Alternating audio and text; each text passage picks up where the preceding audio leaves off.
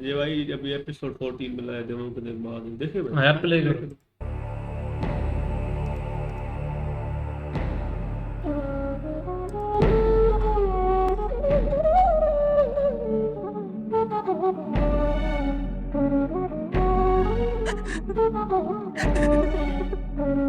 क्या हुआ? तुम रो क्यों रही हो पुत्री?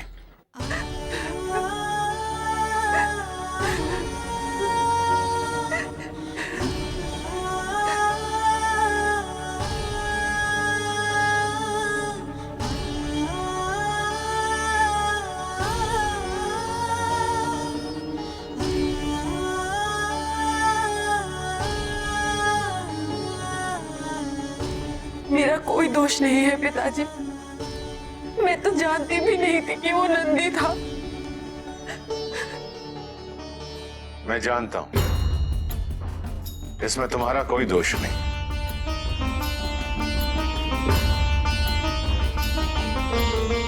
तो फिर आप? मैंने देखा था आपको क्रोधित होते हुए, पर तुम पर नहीं पुत्री, उस नंदी पर जिसने यहां आने का दुस्साहस किया। इसमें तुम्हारी कोई भूल नहीं। तुम निश्चिंत रहो।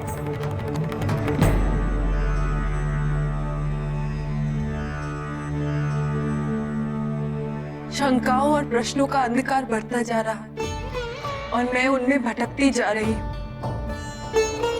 उजाले की एक भी किरण दिखाई नहीं दे रही जो मुझे इस अंधकार में दिशा दिखा सके।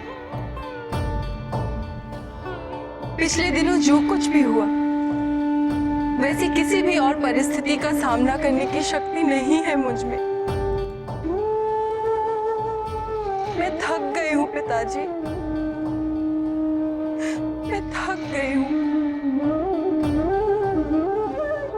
तुम्हारा कोई दुख, कोई शंका, कोई प्रश्न ऐसा नहीं जिसका समाधान तुम्हारे पिता के पास न हो। तुम निडर और निसंकोच का हो पुत्री। क्यों आया था वो यहाँ पिताजी? क्या चाहिए उन्हें? क्यों मुझसे मेरा सुख चैन छीनना चाहते हैं वो? क्यों पिताजी?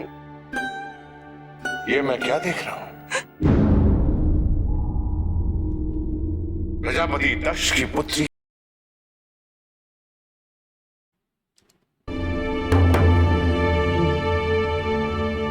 इस भय का एक उपाय है, अमात्य।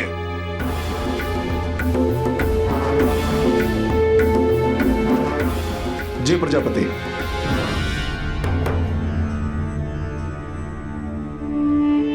सभी नगरवासियों को सूचित करो कि प्रजापति दक्ष उनसे मिलना चाहते हैं।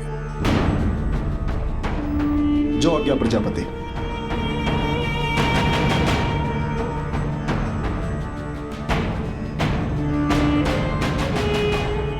आज तुम देखोगी पुत्र कि तुम्हारे पिता के समक्ष संसार की बड़ी से बड़ी शक्तियां कितनी निर्बल है।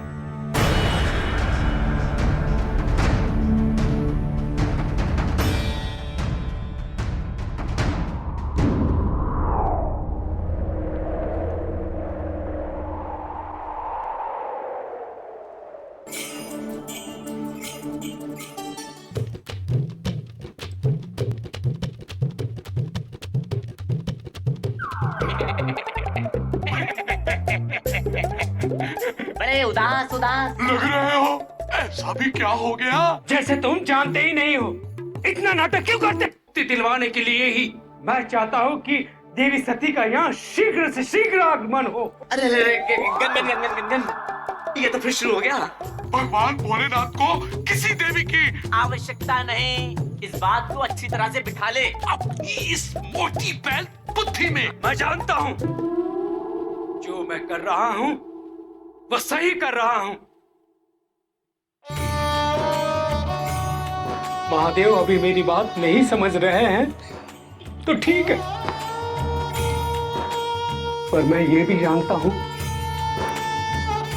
कि कहीं ना कहीं मेरे स्वामी को अपने अधूरेपन की अनुभूति है। उनका हृदय भी एक संगनी के लिए अवश्य तरसता है। अपने अकेलेपन का उनको आभास है। वो वैराग्य अवश्य है और उनके मन में अभी भी कोई दुख है जो वो किसी के साथ बांटते नहीं है।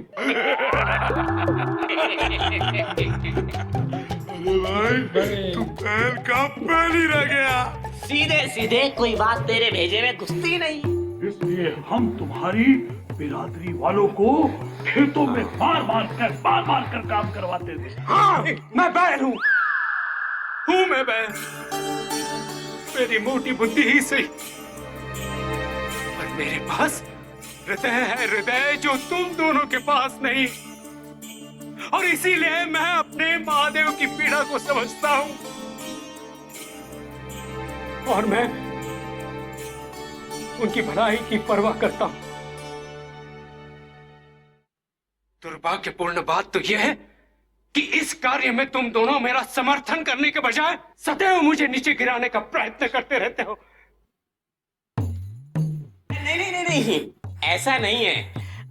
मैं समझता हूं, उससे तुम्हारा कष्ट अब और ज्यादा देखा नहीं जाता। मैं समझता हूं कि यहाँ पर एक स्त्री की अति आवश्यकता है। अब मैं कुछ उपाय करता हूं, मैं सोचता हूं। हाँ, उपाय मिल गया, गन उपाय मिल गया। अब तुम एक ऐसी स्त्री ढूंढो जिसमें कमल के फूलों पे लिखा हो प्रेत प्रेत प्रेत। मैं भाई उससे विवाह करने के लिए तैयार हूं। हंसो जी खोल कर हंस लो मुझ पे, पर वो दिन दूर नहीं जब देवी सती को महादेव शहाद से स्वीकार करेंगे। नंदी जी, शिव जी ने अभी भी समझाया है, भाई मैं वैरागी हूँ, ये सब मत सोच। मेरे साथ इतने वर्ष रहा है वो, तुम फिर भी मोह माया में ये भी वही रट लगाए बैठा है। अभी भी नंदी जी का भाई बड़ा जिद है कि बस यहाँ पर सती जी आए। बस शिव जी ने बोला है ना, मैं नहीं कर सकता तो नहीं भाई। नंदी भी नहीं मानता है ना, वो भी अपनी जिद पर अड़ा होता है। दो चिलम के मवाली भी आए ना, वो भी बोलते हैं नहीं यहाँ पर देवी नहीं आए। तो अच्छी बात है भाई, शिव जी ने मना किया तो बस कोई बात नहीं, नहीं आए तो नहीं आए।